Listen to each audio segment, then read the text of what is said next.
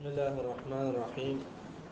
الحمد لله رب العالمين، والصلاة والسلام على أشرف المرسلين وعلى آله وصحبه أجمعين. أما بعد. മുഖ്തസറു കിതാബിൽ ഫറായിദ് വെച്ചാൽ കുറേ കിതാബുകൾ നോക്കിയിട്ട് മസാല വൽഹാസിൽ ചുരുക്കിയത് ചെറിയൊരു ഗ്രന്ഥം. ഒന്നാമത്തെ ഹെഡിങ് ഇൽമുൽ ഫറായിദ്. ഇൽമുൽ ഫറായിദിൻ്റെ മുഖദ്ദിമ. ചില എല്ലാ ഇൽമിനും എന്തുണ്ട്? മബാദി ഉണ്ട്, 10 അല്ലേ? മബാദി അൽ ആശറ. അതിൽപ്പെട്ട പ്രധാനപ്പെട്ട കാര്യങ്ങൾ പറയുന്ന ബാബാണിത്. എല്ലാം 10 പറയുന്നില്ല, അതിൽ പ്രധാനപ്പെട്ടത് മാത്രം. അൽ ഫറായിദു ജംഉ ഫരീദത്തിൻ. ഫരീദത്തിൻ്റെ ജമ്മാണ് ഫറായിദ്. വലഹ ഫിൽ ലുഗതി ഇത്ലാഖാത്തു. ഭാഷയിൽ അതിന് കുറേ അർത്ഥങ്ങളുണ്ട്. ഫരീദത്തിന് ഭാഷയിൽ കുറേ അർത്ഥങ്ങളുണ്ട്. മിൻഹ, അതിൽപ്പെട്ടതാണ് എന്ത്? അൽ വാജിബു വൽ മുഖദ്ദറു. വാജിബ് എന്ന് പറഞ്ഞാൽ നമ്മൾ ഫർദിൻ്റെ അർത്ഥം ഫിക്കിയിൽ പഠിക്കുന്ന ഫർദുണ്ടല്ലോ, നിർബന്ധം എന്ന അർത്ഥത്തിൽ വരുന്ന ഇത് ഫർദിൻ്റെ അർത്ഥമാണ് വാജിബ്.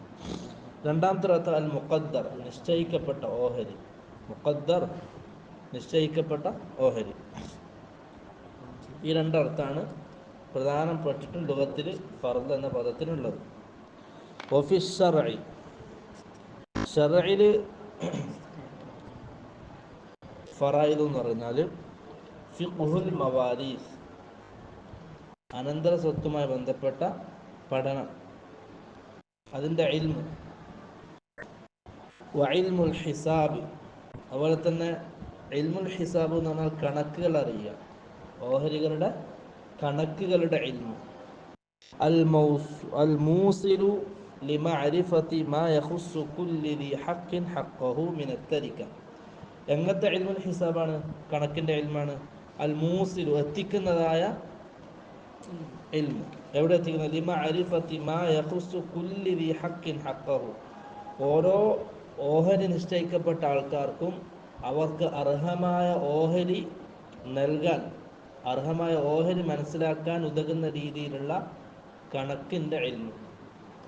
ഓരോരുത്തർക്കും അല്ലാഹു എന്ത് ചെയ്തിട്ടുണ്ട്? ഖുർആനിൽ ഓഹരി നിശ്ചയിച്ചിട്ടുണ്ട്. അവരുടെ ബന്ധത്തിൻ്റെ അടിസ്ഥാനത്തിൽ, മയ്യത്തുമായുള്ള ഓരോ വ്യക്തിയുടെയും ബന്ധത്തിൻ്റെ അടിസ്ഥാനത്തിൽ അല്ലാഹു എന്താക്കിയിട്ടുണ്ട്? ഓഹരികൾ നിശ്ചയിച്ചിട്ടുണ്ട്. അവ ഓരോരുത്തർക്കും അവർക്ക് അർഹതപ്പെട്ട ഓഹരി എത്തിക്കാനുള്ള കണക്കിൻ്റെ ഇൽമ്. മിനത്തരിക്ക, എന്തിൽ നിന്ന്? തെരിക്കത്തിൽ നിന്ന്. തെരിക്കത്തിൽ എന്ന് പറഞ്ഞാൽ മയ്യത്ത് ബാക്കിയാക്കിയ സ്വത്തിൽ നിന്ന്. മനസ്സിലായില്ലേ? അപ്പം മയ്യത്ത് ബാക്കിയായ സ്വത്ത് അതിൻ്റെതായ അർഹതപ്പെട്ട ആൾക്കാർക്ക് അവരുടെ ഓഹരിക്കനുസരിച്ച് കൊടുക്കുന്ന രീതിയിൽ അത് മനസ്സിലാക്കുന്ന കണക്കുകളും അതിൻ്റെ നിയമങ്ങളും പഠിക്കലാണ് എന്ത്? ശർഇൽ ഫറായിദ് കൊണ്ടുള്ള ഉദ്ദേശം. വമൗദൂഉഹു, അതാ ഇൽമിൻ്റെ, ഇൽമുൽ ഫറായിദിൻ്റെ വിഷയം മബാദിൽ ആശ്രയപ്പെട്ടതാണ്. മൗദൂഉ എന്താണ്? അത്തരിക്കാത്ത്, മയ്യത്ത് ബാക്കിയാക്കിയ സ്വത്താണ് തരിക്കാത്ത്. മൗദൂഉഹു, ഇൽമിലേക്ക് തുടങ്ങണം. ആ തെരിക്കത്തിനെ സംബന്ധിച്ചുള്ള ചർച്ച മാത്രം, അതിനപ്പുറത്തേക്ക് ചർച്ച പോകൂല. മിൻ ഹൈസു ഖിസ്മതുഹാ വ ബയാനു നസീബി കുല്ലി വാരിസിൻ മിൻഹാ.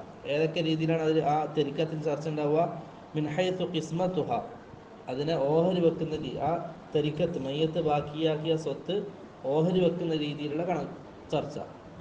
അതുപോലെ തന്നെ വ ബയാനു നസീബി കുല്ലി വാരിസിൻ മിൻഹാ, അനന്തരം എടുക്കുന്ന ആൾക്കാർക്ക് ആ ബാക്കിയാക്കിയ സ്വത്തിൽ നിന്നും ഓരോരുത്തർക്കും എത്ര ഓഹരിയുണ്ട്, എത്ര നസീബുണ്ട്, അത് ബയാൻ ചെയ്യുന്നതുമായ ഇൽമ്.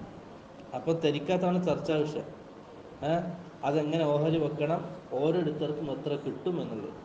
അതിനപ്പുറം ഈ ചർച്ച പോകില്ല. ഇൽമുൽ ഫറായിദിലെ ചർച്ച അതിനപ്പുറം പോകില്ല. അതുപോലെ തന്നെ വസമറതുഹു, ഇത് പഠിച്ചാലുള്ള ബെനിഫിറ്റ്, ഗുണം, പഠിച്ചാൽ എന്താണ് കിട്ടുക? എന്താണ്? ഈസാലു ദവിൽ ഹുഖൂഖി ഹുഖൂഖഹും മിനത്തരിക. ഈ മയ്യത്ത് ബാക്കിയാക്കിയ സ്വത്തിൽ നിന്നും അത് കൊടുക്കേണ്ട ആൾക്കാർക്ക് ആ ഓഹരി എത്തിക്കുക എന്നുള്ളതാണ്. ഇത് പഠിച്ചാൽ എന്ത് ചെയ്യും? അള്ളാഹു നിശ്ചയിച്ച ആ കണക്ക് പ്രകാരം കിട്ടേണ്ടവർക്കൊക്കെ അതെന്ത് ചെയ്യും? കിട്ടും. അതാണ് ഇതിൻ്റെ സമറത്ത്. ഇത് ഈ ഇൽമില്ലെങ്കിലോ ആരാണോ കുടുംബക്കാരൻ, ആരാണോ കയ്യൂക്കുള്ളവർ ഓനെടുക്കും, ആരാണോ മേൽക്കോമുള്ളത് ഓനെടുക്കും. ചിലപ്പം പെൺമക്കൾക്ക് ഒന്നും കിട്ടൂല, ചിലപ്പം പാവപ്പെട്ട ചെറിയ അനിയനൊന്നും കിട്ടൂല. പക്ഷെ ഇത് പഠിച്ചാൽ ഇതനുസരിച്ച് വെച്ചാൽ എന്തോ ഓരോരുത്തർക്ക് നിശ്ചയിച്ച ഓഹരി എത്തിക്കാൻ കഴിയും. അടുത്തത് വാദിഉഹു, ഇതുണ്ടാക്കിയ ആൾ. എല്ലാ ഇൽമിനും ഒരു വാദിയില്ലേ? നമ്മളെ ഇൽമു നഹ്വിന്റെ വാദി ആരാ? അബുൽ അസ്വദ് അദ്ദുഅലി അല്ലേ? അതേപോലെ ഇൽമുൽ ഫറായിദിന്റെ വാദി ഹുവ അല്ലാഹു സുബ്ഹാനഹു വ തആല. അത് ഈ ഇൽമിന്റെ മാത്രം പ്രത്യേകത.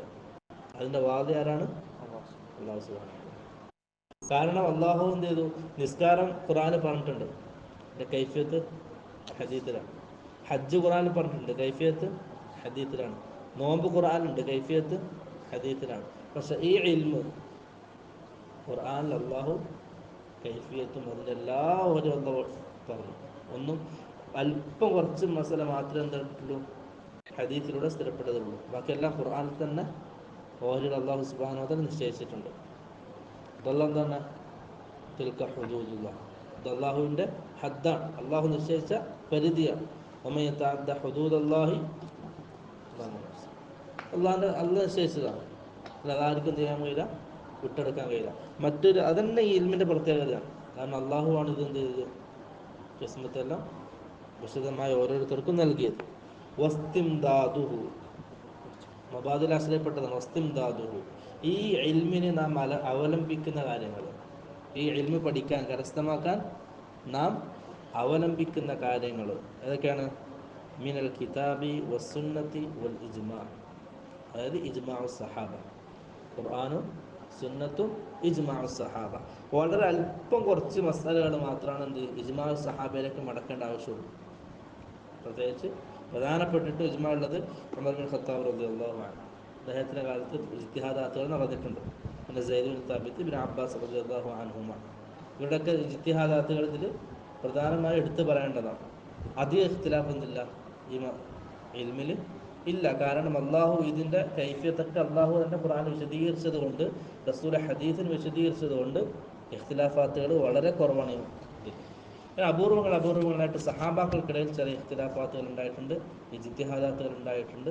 അത് ഇൻഷാ അല്ലാഹ് എന്ത് ചെയ്യും? പ്രത്യേക ബാബിൽ തന്നെ പറയും. ഉമർ ബിൻ ഖത്താബ് റളിയല്ലാഹു അൻഹു പ്രത്യേക ഇജ്തിഹാദാത്തുകൾ നടത്തിയിട്ടുണ്ട്. അൽ ഉമരിയ്യത്ത് എന്ന പേരിൽ തന്നെ അത് പ്രസിദ്ധമാണ്.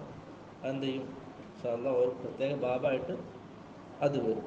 ഇതാണ് ആമുഖമായിട്ട് ഈ ഇൽമിൽ പഠിക്കാനുള്ളത്. പക്ഷേ അത് ബാക്കി നമുക്ക് എന്ത് ചെയ്യാം? അടുത്ത ക്ലാസ് രാത്രി, നാളെ രാത്രി ഇൻഷാ അല്ലാഹ്.